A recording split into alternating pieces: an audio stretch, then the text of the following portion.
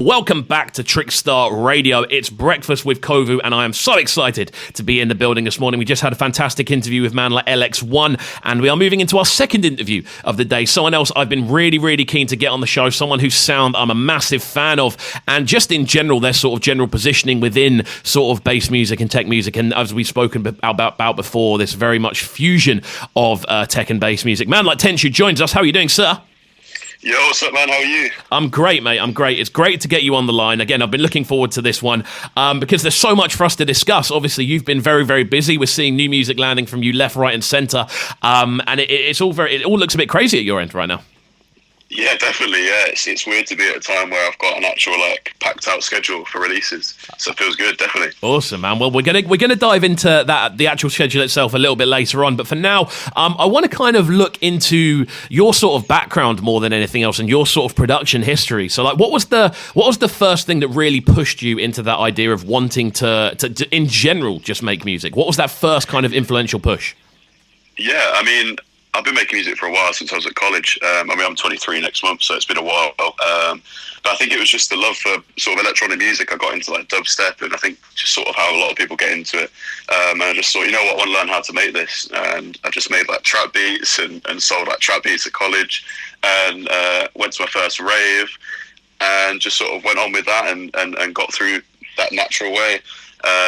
Just sort of developed over the years, and just it's literally just through a love for it, and that's where I'm at now. Amazing, man. So obviously with those earlier sort of sounds, they're very different to kind of where we are now.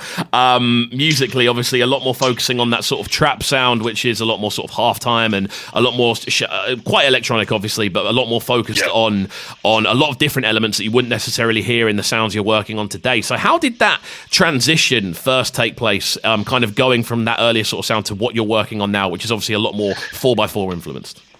Yeah, I think I've got to give that to the raves. I think when I went to uni and I went to my first B-Swang and just sort of realised that I loved that whole atmosphere and that whole vibe, and I just sort of transitioned through there. And like I said, it was very natural again. It wasn't just sort of, right, I want to make this right now. I just sort of surrounded myself with people that love the music and just developed that way and learn how to make it through that way. You know, I met the B-Swang guys, and again, it's just through a love for it and just learning what I loved and learning new genres and listening to different music. And I've got to thank B-Swang and the raves and uni in general for that. Definitely, bro. Well, I mean, we've had B-Swang on the show, and we've had Nico on the show a couple of times as well. Yes. And you can just tell the energy that guy has for kind of putting on raves and to an extent inspiring people, which it clearly is working, because we've got the sounds of Tenshu doing an absolute madness right about now. So kind of jumping forward again then, something I really want to discuss with you is this very specific sound that you're working on right now, and there's a few people kind of in a similar kind of bracket to you, and it is almost like the spillover from sort of UK bass music into a more sort of mature sound. Like, again, I want to ask how this sort of pot has developed for you. Yeah, it's weird. I mean, I can't even, I think it's easier if it makes sense for other people to put a pin on it. For me, it's hard to say, I think a lot of producers probably feel the same way. It's hard to put a pin on your own sound. But yeah, I think, like you say, it is kind of like a spillover. It's a good definition. I think it's a lot of people in the bass house scene that kind of have that love for maybe tech house and just house in general. Me, I've always got a wide sort of variety of electronic music that I love, and it's always never been one thing. So I think maybe it comes from there, and just sort of wanting to combine all of my influences. So, especially I love tech house and house music in general. I love garage. I love, halftime music. I love bass music. It's all just sort of, I think subconsciously just influences that's all coming to my music. Interesting, man. I mean, again, this is such a bizarre time for dance music here in the UK, I think, because you have all these influences spilling over, and alongside that, you then have the re-arising of garage music in general, which I know is something you've dipped into a little bit as well. We've then also seen, obviously, the re-arising of dubstep as well, which has been fantastic to watch. So we're in such an interesting time where there are all these different elements floating around. Does it ever get a bit overwhelming, influence-wise? No, not really. I think, like I say, it comes from just what I listen to and what I vibe to.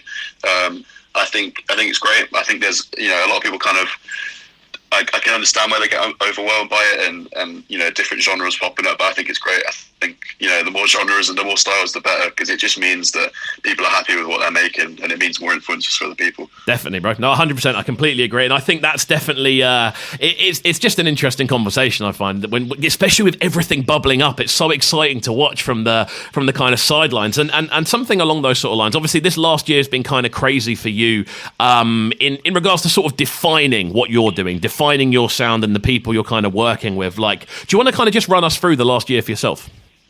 Yeah, I mean, obviously the lockdown for everyone has been, and the pandemic's been a massive halt for people. But I think, I've just sort of spent the last year developing my own sound and learning new ways to hone in on that, and learning new ways to produce. And I've been producing for a long while, but obviously you never stop learning. So I've spent that time just honing in my craft and learning new techniques and trying to refine that sound. I feel like I'm always trying to refine it down, but I feel like I'm at a good point right now. Definitely, bro. Well, I mean, something I always do, I always compare production to chefing, essentially. For some reason, I don't know why I'm bringing this up now, but I've always kind of seen a lot of similarities in that process. And there's a Marco Pierre White quote which says we live in a world of refinement, not invention. And I think that's definitely kind of stings true with what you're currently working with. Yeah, definitely. I might have to write that one down. So moving forward, we're going to get into some of the music you've sent over. Thank you for sending over so many bangers. I've got to say, first of all, this is definitely a wicked way for people to wake up, and we're going to get into some exclusive music as we go. This one goes by the name of Boy. That's BOI. So talk to me about this tune, what we can expect from it, and what's kind of happening with it. Yeah, so it's out on Wang Records right now. Came out on my most recent EP. So the Boy EP, it's the first EP I've done since, it's the second EP I've done overall. And the last one I did was about 2-3 years ago. So it's a big moment to put that out. And it's just I think it's probably pinpoints where I'm at right now, especially with honing in on my sound. And it's just that tech house, tech bassy kind of, got its own. I hope it's got its own vibe to it, and it's kind of mysterious. And yeah, it's probably one of my favorite things I've made recently. Amazing, man. Well, I can't wait to get into this. We are live on the line with man like Tenshu this morning. Before we do jump into it, though, what are the best social media ways for people to get in contact with you? Because I always forget to ask, so I'm making a point of asking now. Yeah, I always forget to say as well. So Sounds of Tenshu on most socials. Sounds of Tenshu, I think, on everything. Instagram, Twitter, and Facebook. So that's where you can catch me. Fantastic stuff. It's just gone 20 to 10 here, Trickstar Radio. We're live inside the building on the phone with man like Tenshu. This one goes by the name of Boy. Keep it locked and don't go anywhere. We are live in the building till 10. Oh, yes. This is Breakfast with KXVU, bringing you their morning flavours on Trickstar Radio. Trickstar Radio.